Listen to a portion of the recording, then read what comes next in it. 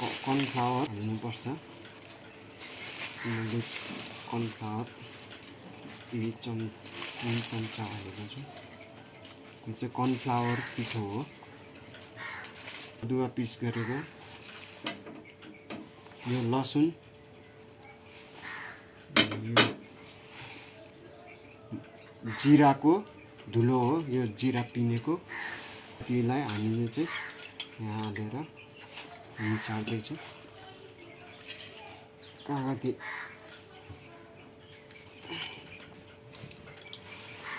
Meet मसला हाल्दैछु। यो चाहिँ meet मसला हालिरहेको छु मैले। मसला हो यो, मिट मसला हालियो। माथिबाट यो कालो सोया सस कलरको लागि।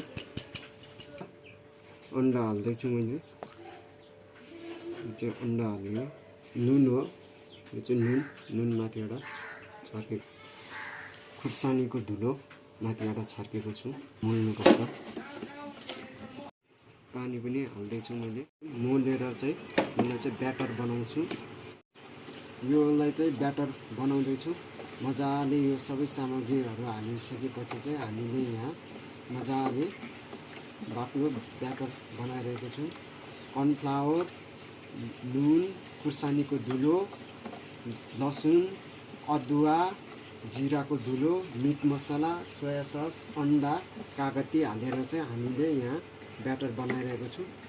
अब हाम्रो यो ब्याटर रेडी भइसकेको छ।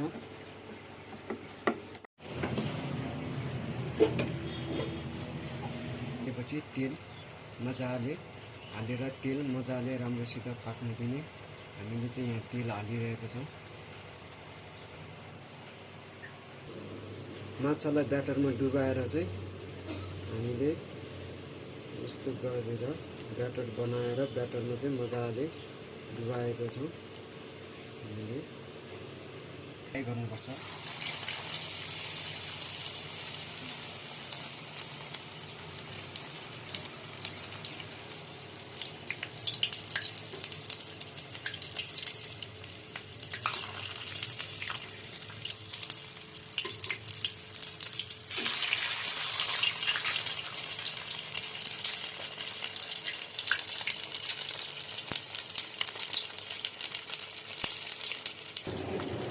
हाम्रो यो माछा तेलमा तारेर पनि खैरो कलर आइसकेको छ। अब यो माछा चाहिँ हाम्रो पाक्नलाई रेडी भइसकेको छ। तेल मजाले पाकिसकेपछि चाहिँ पाकेको तेलमा मात्र माछालाई फ्राई गर्नुपर्छ, नत्र भने माछा चाहिँ भुचिन्छ, ढिलो पिठो हुन्छ, माछा राम्रो हुँदैन। हाम्रो यो तेल पाकिसकेको छ। तेलबाट पाकिसकेको छ हाम्रो यो।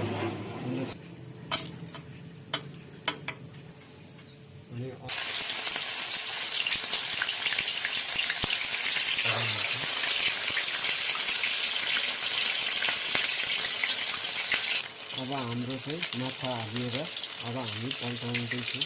मतलब खैरो भइसकेको छ। अब हामी माछालाई चाहिँ पल्टाउँछौँ।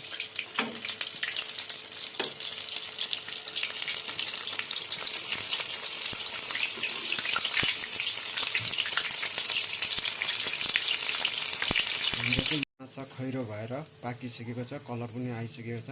अब हामी यसलाई दिन्छौँ।